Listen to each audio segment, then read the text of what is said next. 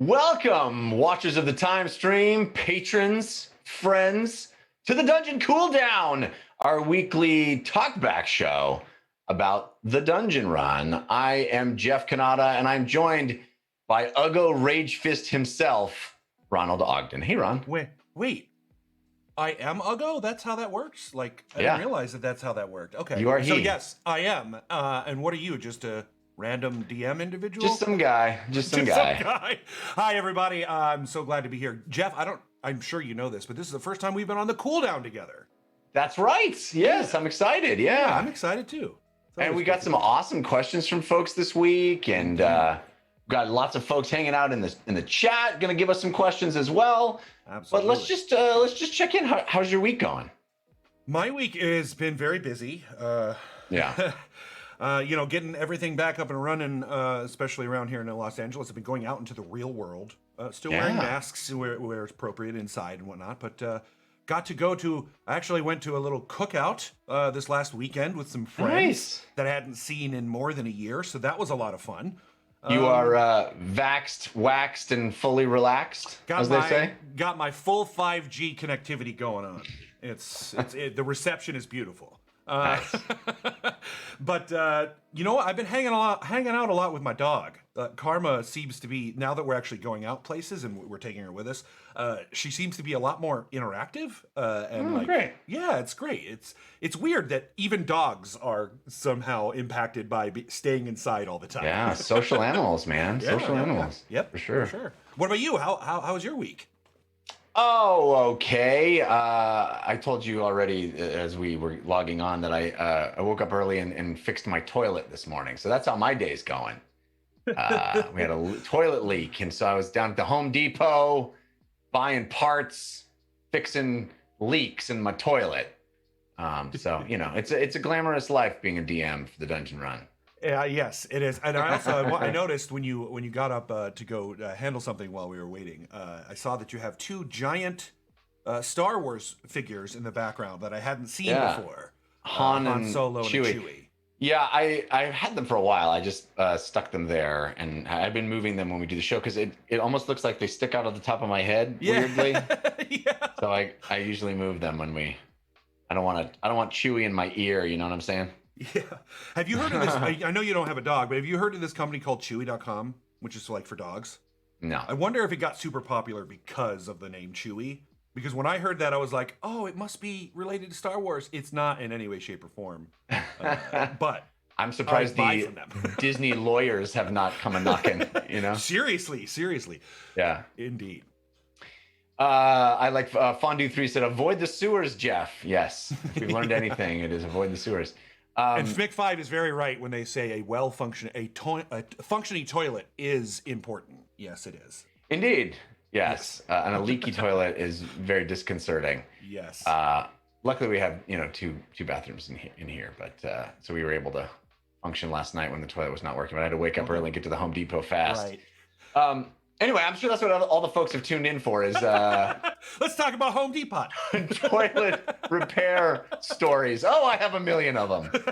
No, we're coming off a pretty what would you say, polarizing episode? Yeah, definitely. A taut, nerve-wracking episode on a number of levels, and I think folks in the audience had some very strong feelings about it in both directions. I know folks were saying it was one of their favorite episodes. Others were saying it was frustrating for the lack of forward momentum.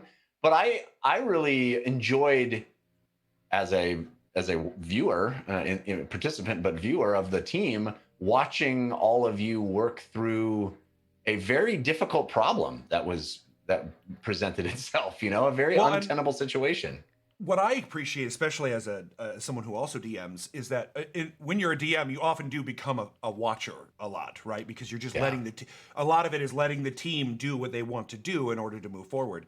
But sometimes it is the DM's job to push things. But I really loved that you didn't do that to us, because it felt more natural, and it was honestly, with as much conversations we've had from the watchers about how little planning we do. I thought this was a perfect episode for us to really dive more into that and why we do have planning problems. And I think we saw a little bit of that, right? I think we saw that we were trying to plan, but we don't have all the tools, and we don't have all the our resources are limited. So try planning with low resources. That's really what we saw here, I think. Yeah. I think I mentioned in the Discord at one point. I don't know if it was in a room that you can see, a channel you can see. But I mentioned that, as it was happening, I thought, I had the tools in front of me to be able to put some pressure on you guys. You were you were exposed, the team was exposed and talking in an area where I could have just had some guards saunter up and force you to move on. Yeah, right. And I considered it, but I thought, the team has been split. I think this is healthy and good. And I think that I was enjoying the debate. I was enjoying watching these 5 people wrestle with this problem. And a lot of what I really enjoy about D&D live plays is when I hear the thought process of the team expressed. You can see the gears grinding and you go, what would I do in that situation? So I was enjoying it, and I felt like, it needed to happen. So we indulged in a lot more discussion than maybe a normal episode would, but I thought it was I agree and with interesting. You. I thought it was great and interesting personally as a player, as well as watching when I was hearing other people talk. And what I we talked a little bit about this after the fact, but I'm a big fan of debate, especially scientific and political debate in my personal life. And one of the greatest moments for me that really gave me some clarity on how to approach things like that is the debate between Ken Ham and Bill Nye. And at the end of that debate, if you haven't seen it, at the end of that debate, Bill Nye says, "I came into this debate willing to have my viewpoint changed. You did not." That's the difference between a debate and an argument. If you're in a debate, you're willing to have your viewpoint changed. And I would argue that Ugo's viewpoint changed in that debate, largely because of how it was discussed among the team. I can't speak for the other characters. I'm sure they also felt that way in some cases. Civ, for example. So I think that was really where I think we did really well, is that there was no really circular, we would come back to things that we had mentioned, but there was no rehashing over and over and over and over again the same thing, which would make people feel like we're not making any progress. So that's where I thought we did fairly well. But again, I think what I've realized in all art is that when you inspire a debate amongst your viewers or those who are appreciating your art, you're doing something right. Yeah, I agree. I think that having strong opinions on either side is usually the sign of a good thing and artistically. But what you said brings us to, I think, one of the questions that was presented by patrons. And by the way, this show entirely supported by patrons, entirely made possible by patrons at patreon.com/thedungeonrun. Thank you all for donating and making the show possible. We are indebted to you. We are grateful. And we always put up before the cooldown a post on Patreon asking patrons to submit questions for the show. So it leads me to this question. This was submitted by Creations By, who said, "I noticed that Ugo was listening a lot during the conversations of what to do. What was going on in his head during that scene? I'm so curious." I think we're seeing with Ugo, at least I'm trying, for me as the player and trying to inhabit Ugo, a lot of the, I don't want to say fighting, because it's not really fighting, but a lot of the disagreements between James and Ugo are about approach, not necessarily about content of approach.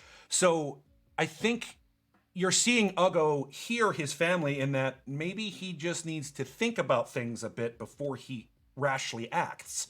And now that he's getting deeper and deeper to the Candle Queen and understanding and relating to his family more on an individual basis, I think we're seeing that a bit. It helps that his intelligence has gone up a bit too, right? He can he can think a little bit more about things that happen in the moment or planning, rather than always relying on, well, I've already experienced this, so I know what to do and I have an idea and the tool set to solve it.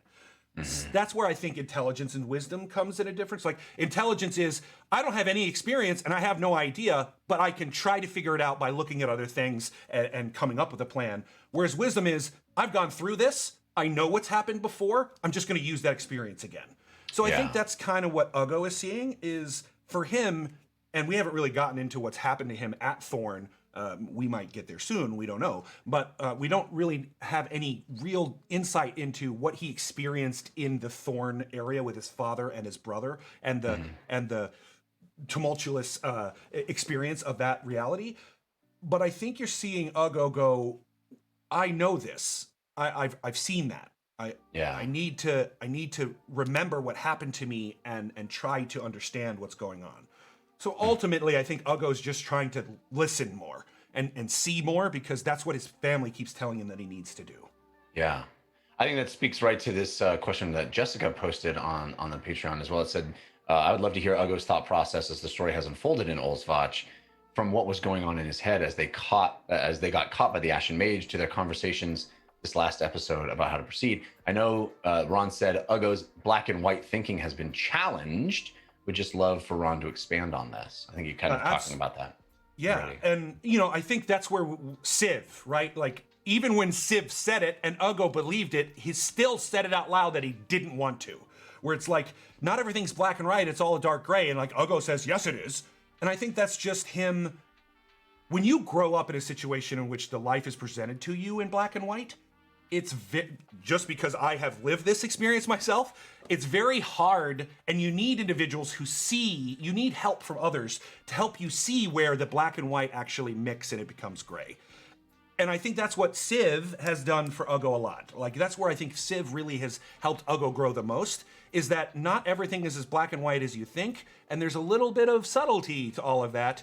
And you may not understand it, but that doesn't mean it doesn't exist. And I think that's what Uggo is trying to realize is, Civ has been talking about all of this. We know that the reason that Civ is the way he is because of Olsvach. And I think this situation has made it super painfully clear to Uggo that that's why Civ is the way he is. Yeah, that's interesting. A huge insight for Uggo, right? That's a huge insight, especially with his brother Civ, who he's been struggling with the most because of these choices that he keeps making and he doesn't understand them. Yeah. We don't know about the killing of the guard or any of these things that he did while he was off. So there's not, there's still that stuff to interact with. But I think Uggo understands Civ a bit more and why he might go about the way he went about these things. Because you got to remember, Uggo has a military background too. He knows how to do those things. He knows how to guerrilla warfare and to hit them and leave and zerg and all that kind of stuff. So if they needed to, they could try to do things in here, but Civ is like, that's not how this is going to work, and there's reasons for that. So that's kind of where Uggo's thought process is like, the Ashen Mage isn't a thing we can deal with. It's a mountain we have to climb, and we don't have any climbing gear. You're right. Yeah. So I'm going to look around the mountain base for a town that might sell me some climbing gear so that I can go up to that mountain. So that's kind of where Uggo, I think, is at. Is like, well, we are... Clearly, when we saw her last, we are out of our element. Way out of our element. Yeah. Way out of, even more so than with the Time Dragon, right? Like the Time Dragon, okay, you're just a Time Dragon, you're gonna do whatever you want. Now we're seeing things I've never even understood in any context, and that's the part that I think there's no fear for Uggo in that. It's more of a survival instinct. It's that person is going to kill us, even if I was the strongest Uggo that I could be, still would die to that thing. So that means there's no purpose for me to throw myself against that wall if it's not going to crumble at all. So that's why for Uggo it was like, we're running, and I'm running right now, because it's not what a coward does. It's what the tactical warrior understands needs to happen.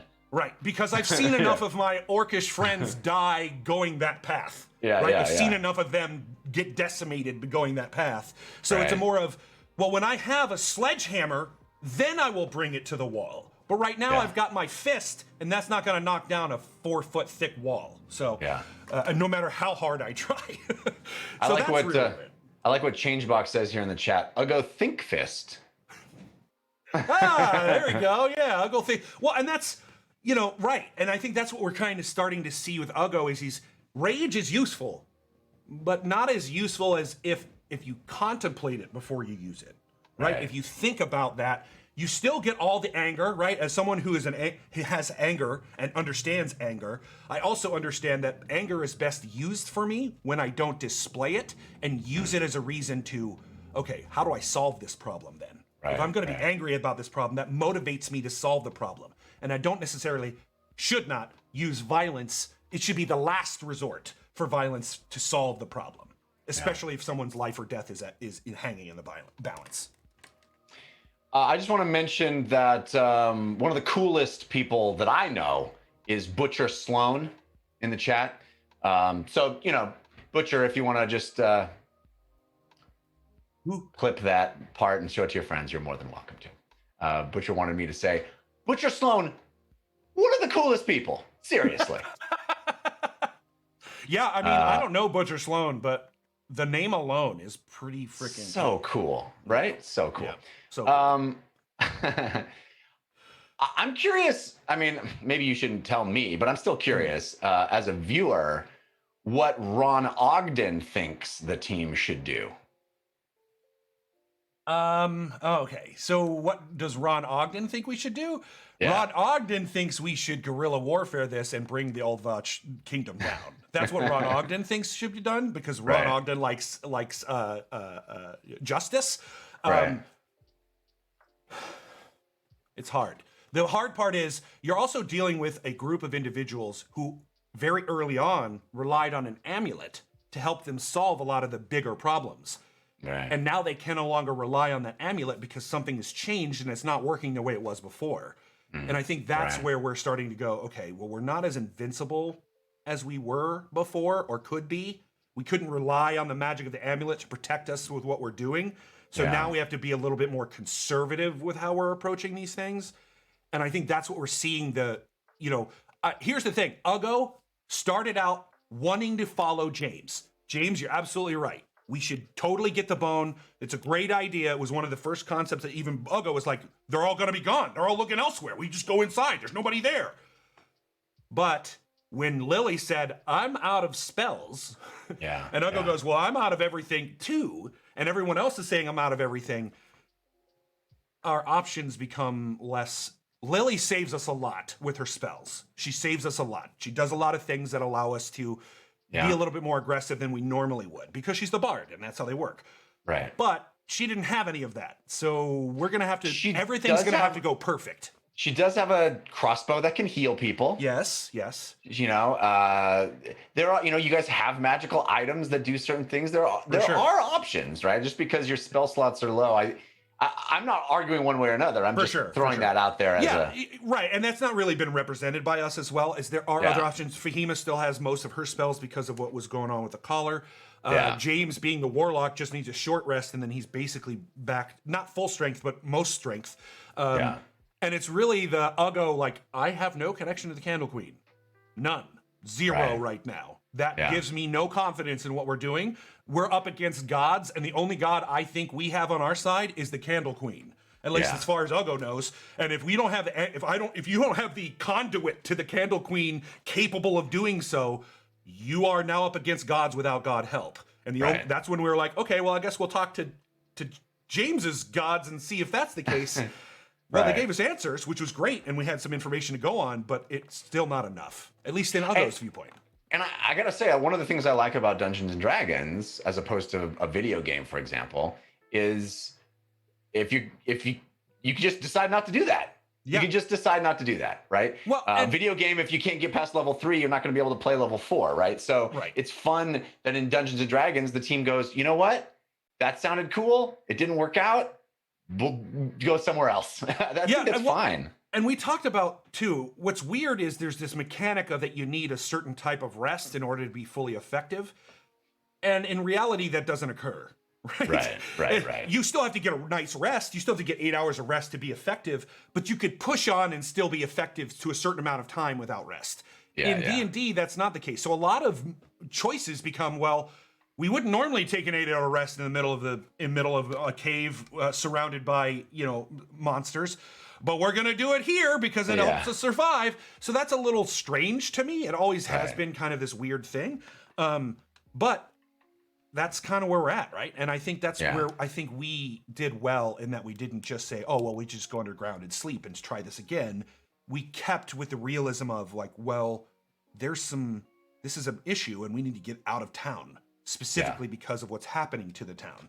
So, yeah. That's what I liked most about it, is that you guys all handled it with the given circumstances being real. You know, you weren't handling it like a game. You weren't trying to game the system. You were taking into account the real emotions of the people, these fictional people, not just your teammates, but like the fictional members of this city, you know, which I thought was great. And some of them that have helped us, right? Some of the members of these cities has helped us. Right. So we owe them a little bit, right? They've helped us keep away from this and get information and work on. Now we were trying to help them, but that's still the same thing. It's like you assisted us. So we kind of, at least in Ugo's opinion, we owe you a bit. Like, well, that's also what I think was the coolest thing about Civ's play at the beginning of the episode, which I did not see coming at all, but I thought was really brilliant on Jared's part, is, you know, if you're thinking about it as a game, the last thing you want to do is send away your only point of contact in the city, your only assets, really, your only friends.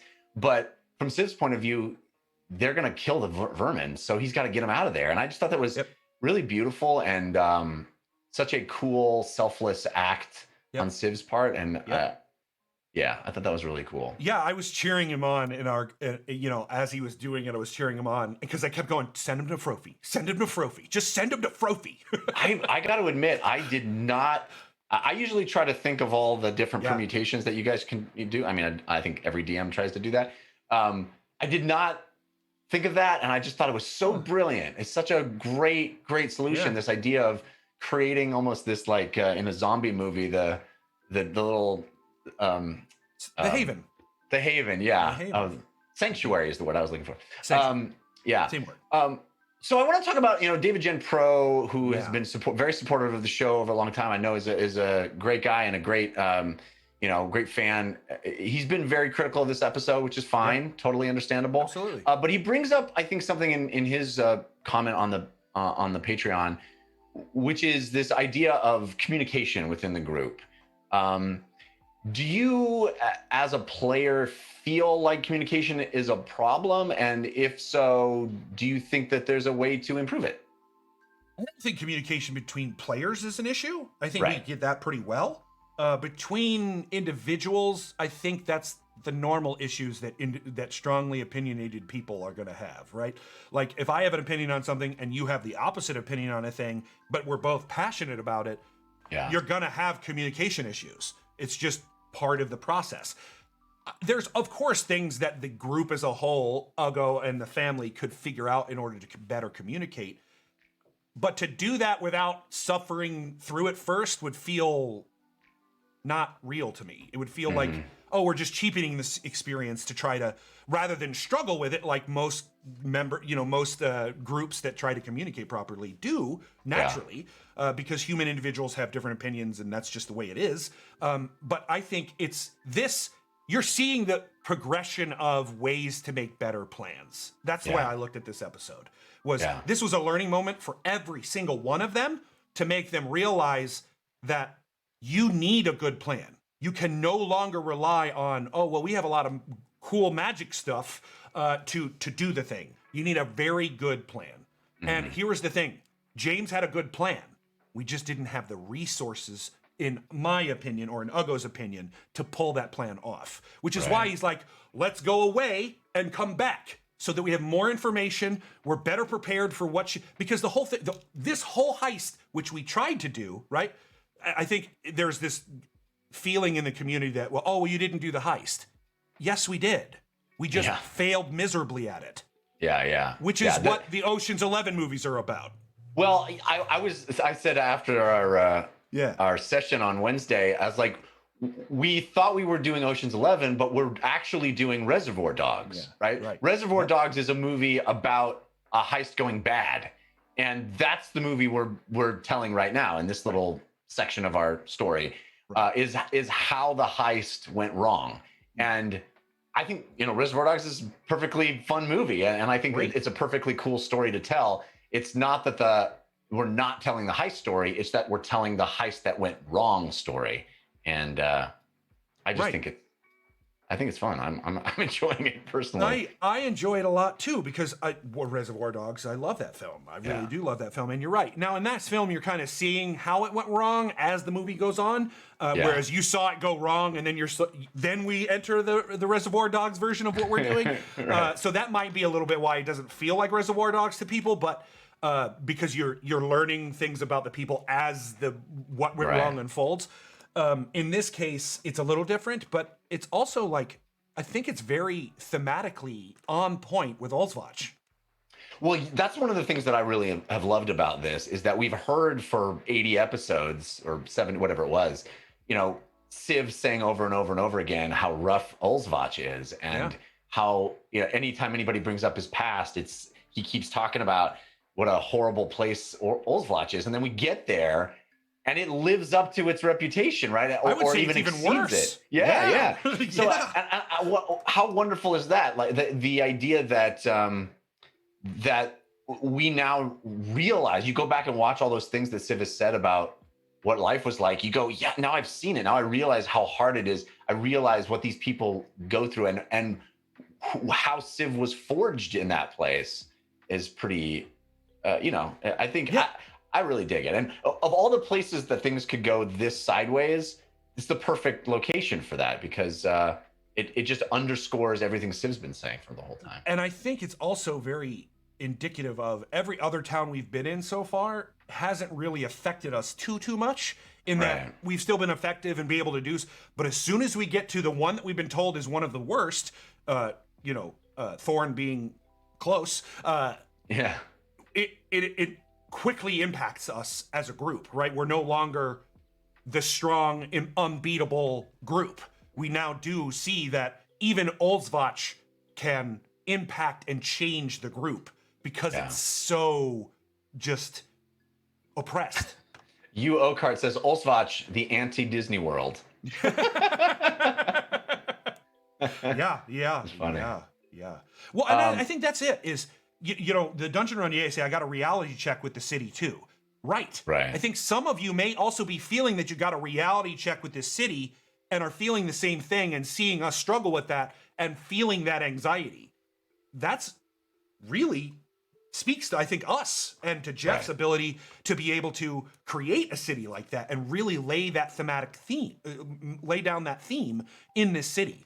So for me, that's what I really enjoyed about it was like this whole time it's been a long time since I've been in a D&D game where I felt like the screws were being tightened as I tried to do the best things. And that's great storytelling, in my opinion.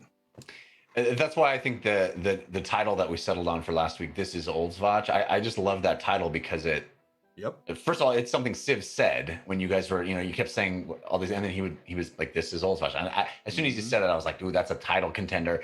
And I think it's perfect. We're in it. We're in it, and what you're in is Oldswatch. It's cool. All right, so a couple of the questions here from the patrons, and if folks that are in the chat want to post questions, please feel free. I like this question. Where did it go? Here's a question for me. I'm interested in how you balance the risk-reward aspect of D&D. On one hand, you want to reward players for coming up with creative solutions and pushing the boundaries. On the other hand, risky choices can lead to disastrous consequences. You find it difficult to balance encouraging the fun of crazy choices with having realistic fallout for mistakes. I love that question. I think that I don't necessarily think of it as a challenge as that's the fun.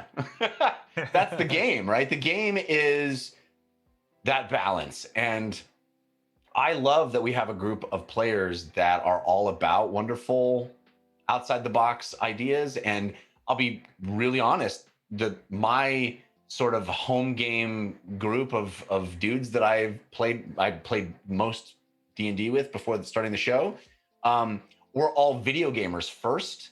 And I think I really had to urge them to think of things outside the box, right? They wanted to know what the rules were and what they could do. And I kept telling them, it's D&D. you can do anything. You can do anything. And so I love the, I'm going to try something really interesting and outside the box. I'm going to go for something that you didn't anticipate or that the world isn't really built to even do, but let's figure it out in the moment or not. And then as far as like consequences for that stuff, that's the fun is you go, okay, where is the line? Maybe I went too far this last episode or two with regards to taking it into this dark place and really making you guys, taking away options. But I mean, the last time I was on the Cooldown, I did a little section just by myself. And I kind of stepped through my thought process with regard to the Ashen Mage, because when we were going into Ulsvach, I had no intention of bringing the Ashen Mage into that city at all. Right. I did have a portal in my head in the basement of that mansion because I thought through how the Cheesemonger and the Ashen Mage interacted, and I thought about all that stuff. So I had placed that in my Mind Palace. I use your reference all the time. Just borrowed it from the Sherlock. Yeah. But I placed it there, right? So I have a hard time erasing things that I've already placed in the Mind Palace. So when Fahima was like, I was sent by the Ashen Mage to the Cheesemonger, and the Cheesemonger's like, well, it's super easy for me to check that. Also, baller move on Jessica's part. Oh, totally baller move. Loved it. Yeah. Loved it, but I felt like it forced my hand, right? So I was like, well, I can't not bring her out now because if I'm the Ashen Mage, the first thing I'm going to do is walk through my portal and go see Fahima. And Jessica called you out. That's what she did. She literally called you out. Yeah. So it wasn't that I was like punishing you guys or trying to start a situation where somebody was going to die or bring the Ashen Mage in too early. I just felt like my hand was forced. And so all of these dominoes have fallen from that have made things dark. But it's like, well, I just felt to be consistent and truthful to the story we're telling that just kind of had to happen. Well, here's the thing that I hear a lot, or I get a feeling from our watchers a lot. And I think some of us has expressed this, or they feel that this is true. I feel like some of our watchers really want to see one of us die. I think that's anybody that watches D&D knows or is familiar with D&D knows that death is a possibility. Right. And because it's this like tantalizing possibility that really throws the status quo all topsy-turvy, then I think there's just this curiosity about what that would be. Of course, and I totally relate. I totally relate to that. But what I've also noticed in a story is don't kill someone unless it has meaning. Unless there's some reason for the story and it advances the story. Just to kill a character off because you feel like you need it isn't going to advance the story at all. It's got to feel natural and it has to feel the consequences. And you keep saying that maybe you went too dark or maybe you made it too hard. I'm going to put a nail in that bed right now. No, you didn't. Not my feeling. Not at all. You have been hard on us. And so any of those people say, oh, you gave it too easy, I don't agree with you. But I would say, I don't think you were too hard or too dark. It's just, like you said, consequences of an action that she made. You had this situation set up, and it was while we were going through it, I'm saying the same things to our players. It's like, we don't think she's there, but if I'm the smart mage, I've got a way to contact anyone who's important. And the Cheesemonger is very important. So he might be very afraid to be like, hey, there's someone here. That might be true. But if he doesn't do it and it's wrong and she comes back, it won't matter if he's afraid because he'll be dead. So, for me, it felt very true in the moment. It didn't feel like you were railroading us or being unfair in any way, shape, or form. Once I realized what was going on, and then it all made sense to me. I was like, yep. Which then goes into when Uggo now realizes that because Lily made it painfully clear. And I think there's a little bit of like, Lily said it, so it has more weight for Uggo as well. But it's that where it's like, well, we didn't think she was there, and she was there. And the first thing we had to do when we didn't think she was there was run. So now James, you're asking your Shothragot whether they're there or not, but do you know who I don't trust? I trust you, I don't trust it. So it might say she's not there.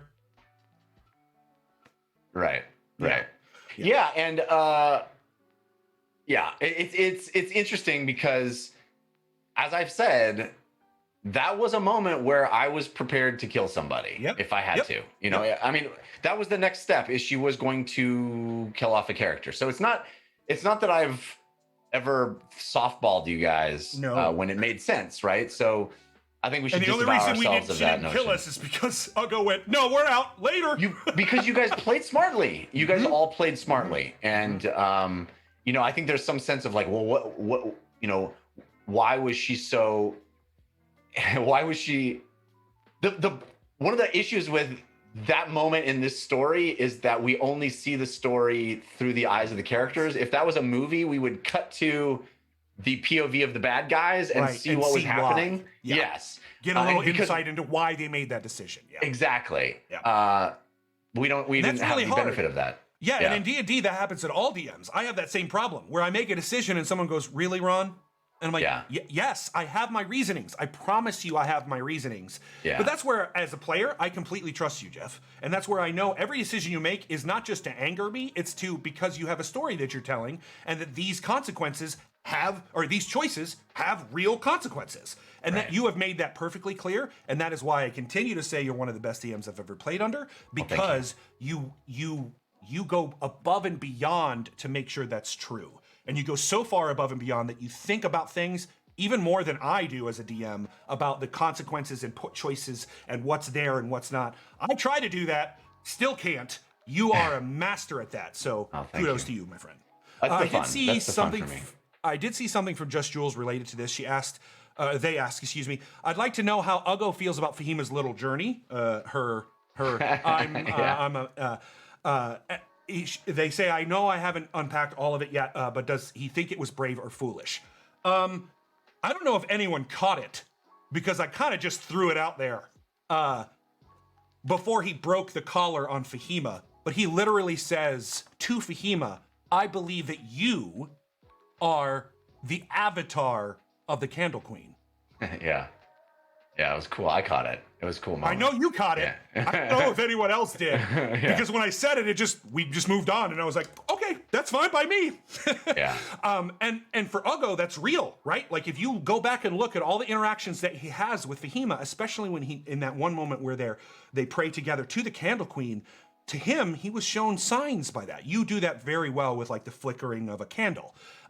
And that's literally what a flickering of candle would do to anyone who's religious anyway, right? As we've seen in the 800 ADs, is like you will read into what you want to see. And that's what the choice of an oath is, exactly that, right? Like, you're not really getting the power from Candle Queen. You're getting the power from the choices that you're making and the oath that you took. And I think you've been very good about making that feel real. And as the Paladin, I really love that too. You don't, as a DM, I always feel like when people are clerics or paladins and they're like, well, I'm going to talk to the god and get some feel, you always feel like this, well, then I have to give them more information than normal. That's not the truth. You can literally, gods speak in mysterious ways. That's the only way they speak. It's the only way they speak, unless they're the avatar, and then they're speaking to you specifically. And I think that's a little bit where Uggo's coming from, is like, you embody the things that I have taken as an oath for the Candle Queen. So by Uggo's intelligence level and connectivity, you must be her in physical form in some way. Whether you're actually her or just a representation of her, regardless, this human wish, came into my life, and I found the Candle Queen, and you embody her. So the only conclusion I can come to is that. That's beautiful. Whether he's right or not doesn't matter to him. Right. He wants to know, he believes he's right, but whether it's true or not in the reality of what we're working on, who knows? So I gotta say, I don't know if I've ever spoken this out loud to you, Ron, but I'm such a secular guy in my life that I've never really played a lot with gods and religion in D&D, and I had really no intention to do so with our campaign. And the fact that you have kind of forced me into that with Uggo's Path has been really interesting, and I've enjoyed it. I have enjoyed this is a really kind of a cool part of the mythology, and it's just not something I've ever been drawn to. So it was never on my palette, and I love that you have sort of forced me to play in that arena a bit. It's been fun. Well, for me, it's just a matter. That's how I got into D&D, right? How I got into D&D is I went to the library to avoid home life, and I read mythologies: Greek, Roman, Egyptian, Native American, a lot of different, just whatever mythology I could get my hand on, because I was taught that God is real and this is a thing, and I'm not here to debate whether that is or not. My personal feeling is that's where storytelling came from. Right. And so for me, it's always been interesting to understand that viewpoint because that's where storytelling came from. And so I'm sorry I've forced you to deal with this. No, don't be sorry. I'm but thanking you've you. handled it wonderfully. No, I've enjoyed it. Like I The information said, I've gotten is very cool. So it's been fun. I've been enjoying it. I love this question. This is the one I was talking about earlier, and we've kind of danced around it a bit, but I really like the directness of asking it. This comes from Cash Beast on Patreon. Cash Beast says, do you as a player or DM feel more pressure to entertain the audience during a D&D game live on a stream versus entertaining yourself during a home game? And how much impact does it have on your play/DM style? I love this. I mean, I think this is exactly what we've been talking about, is this balance between telling a story and playing a game. You're right. And I don't think the pendulum is completely in one direction or another. We're somewhere in the middle of that. But I definitely think about, because of you, audience, because of you, watchers of the time stream, patrons, I think all of us are always thinking about the fact that we're telling a story for you. And I think that means that we play the game very differently than we would in a home game. Would you agree with that? I completely agree with that. It's like I talked, like, it's long form improv, right? Yeah. I love the Herald. If you're not familiar with the Herald, those who are watching, I highly recommend you learn and read about it. It's an interesting aspect of how that tackles this kind of thing, which is you're entertaining an audience, but you're also playing a game. So especially in improv, what I've learned is that people enjoy watching a game being played, but not if it doesn't have any meaning. Right. There's got to be a little bit of meaning, even if it's a shallow meaning, even if it's real, that's what theater sports are, right? Short form games that are very shallow, but still have meaning. I think it's the same here. It's a different thing because we're telling a long form story in the form of like film and novelish, kind of in a weird hybrid mix of that. Mm-hmm. So I think that's where it is, this pendulum, right? There have been, I'm sure you could go back and watch some of them where Ron is not having a good time. But that's because we're dealing with a hard part of a story that needs to be told.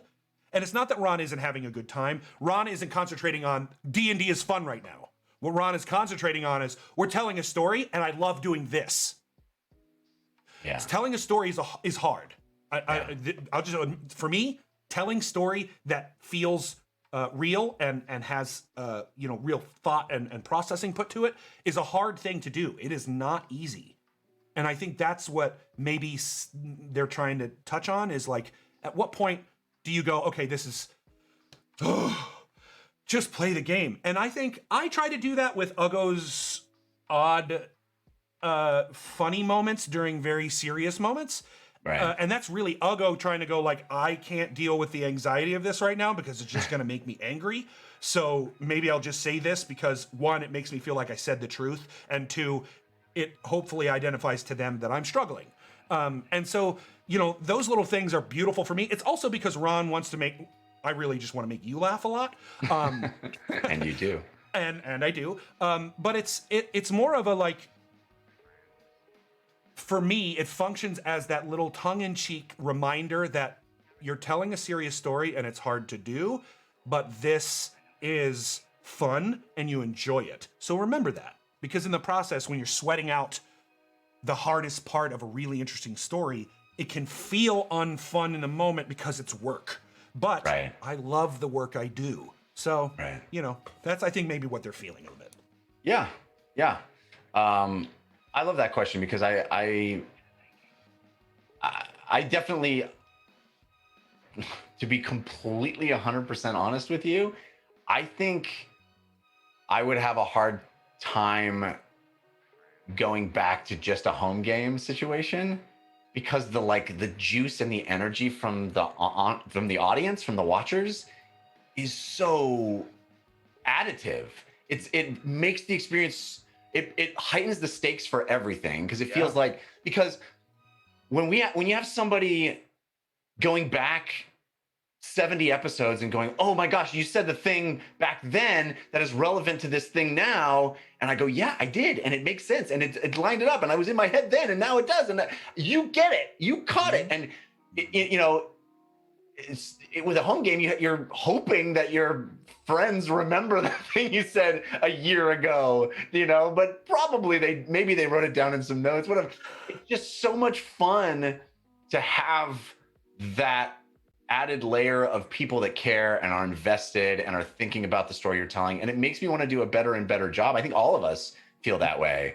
So like, not having that in a home game, I think I would have a hard time going back to just like, but there is like also a nice lightness to the home game that, you don't have to worry about as much, for sure. Right. You don't have to keep as many plates spinning in the air. Exactly. Yeah, absolutely. Now, I love that you bring this up, because I literally played my superhero campaign yesterday, and this exact thing came up, whereas like I revealed something to them and it didn't land. And I was like, why did that not land? I literally just gave you a key to the kingdom just now, and none of you caught it. The only person who caught it was Heather.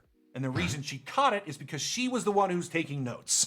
Right. Yeah. And could look back at the things that she was like, wait a minute. Oh, and it was that. It's an interesting thing that happens in home games, where we talked about early on, we had to like, not curb our choices, but be more careful about our choices, because we're like, oh, right. And I fall victim to that all the time. I use big words like convoluted when I'll go, maybe shouldn't use big words like convoluted. But I also tried to give myself the room to explain it away of like, well, if it's a scientific word, human mama kind of taught me a lot of those. So I can understand some of that. But, that's more of the Watchers have been very kind at letting me have that excuse. Because Ron has a big vocabulary and it's hard to get rid of it sometimes. Right. Yeah, it's great. Yeah, but it's that stuff where, I find that fascinating too. I still love the home game stuff because it's mostly you're playing with your friends, and like you said, it's a little lighter. You can make choices and weird things with that group, as where we can't, because it's not just 6 people in a room, it's 6,000 or more in the room. Right. Yeah, and it's great. It's such a gift to have the audience that cares and thinks. Absolutely. And puts things together and asks and questions. It makes me a better player too. It makes me a better player, because then I have to think about the choices that I make in even more depth than I normally would. Yeah. Let's see. I think there's a couple of other questions. Oh, here's a fun one. What has been the most unexpected and or exciting thing the Watchers have done? What has been your favorite parts of interacting with the Watchers? Man, that's a hard question, because there's so many things that I have loved that the Watchers have done. You know what? I gotta just because it's related to the episode we just had. I really have to say, in a real way, it's unexpected but exciting for me that people don't just let us get away with things. Yeah. Right. They actually do. They care, are invested enough to be resistant. And I appreciate, as someone who grew up understanding that rebellion is important to any democracy, that really is great to me, because look, we're actors and a cast, and we have our own relationships amongst the 6 of us. But at the end of the day, there's a 7th cast member that holds us accountable all the time. And that's what I think I love the most about the Watchers, is that they hold us accountable. Yeah, I agree. I love that. And making connections and pointing things out and debating things and coming up with awesome theories and all of the stuff that the Watchers do is, like I said, I'm a little hooked on it now. Yeah, right. So it's fun, because it makes me want to invest more and plumb the story and figure things out and make sure everything adds up and there's no gaps or holes, because the Watchers will find them if we have them. Right. And there will be. Not to say there won't be gaps and holes. There will be. There are already. There are, yes. Yeah. We are imperfect beings. We're still human at the end of the day. So even if it's still improvised, right? It's still an improvised story. Right. Well, and just to show things that are well planned or things that are planned still go awry, the governments of all of our worlds, for example. So, there's no thing that's done perfectly in any way, shape, or form. But what I love is even David Gen Pro, who I felt was a little strong in their opinion, it's still a great opinion, though. It's still something that a watcher who loved, had such a strong, passionate opinion, and I know about passionate opinions, was willing and capable and felt safe enough to say something that might have been taken in a way that maybe felt unfair to David Gen Pro if we responded in a harsh way. Especially if someone who just adores the show and how dare you kind of individual, they still felt in this community safe enough to say the hard thing. And that is what I have been trying to embody as Uggo the entire time. So I can definitely understand and wonderful that you did that. David Gen Pro, I heart you. Thank you so much for your opinion. So say we all. We're coming up to the end of time here on our stream, but this has been a lively and fun discussion. I don't know if there's any last questions. Ron, do you have any expectations for the next episode that you want to discuss? Well, there's just going to be a lot of we haven't had a whole lot of time to interparty and understand where things are coming from. So a lot of stuff has been revealed to each of us. That is new information that we haven't been in a place where we can discuss it and understand the consequences of those things. So for me, I'm really looking forward to inter-party conversation because there's some things that we have to figure out that especially with Fahima, there's some stuff that Fahima clearly knows that the rest of us do not know. And that's not a reckoning, right? I think Uggo at this point now understands that Fahima is someone he can trust. So it's more of like, hey, you got notes? Can you share them? Yeah, exactly. I'm working with an incomplete list here, and I'm trying.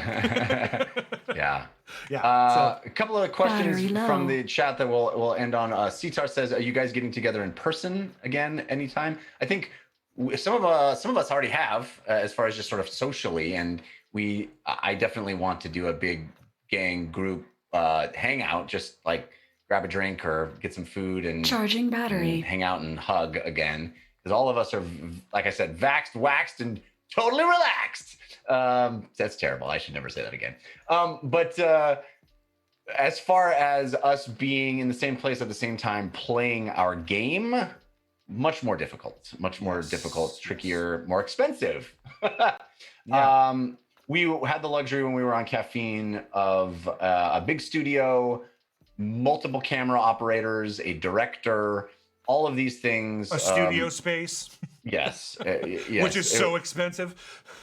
And there are ways, obviously there are ways to set up static cameras and not have camera operators. And there are ways to do it less expensively. Those ways are still expensive.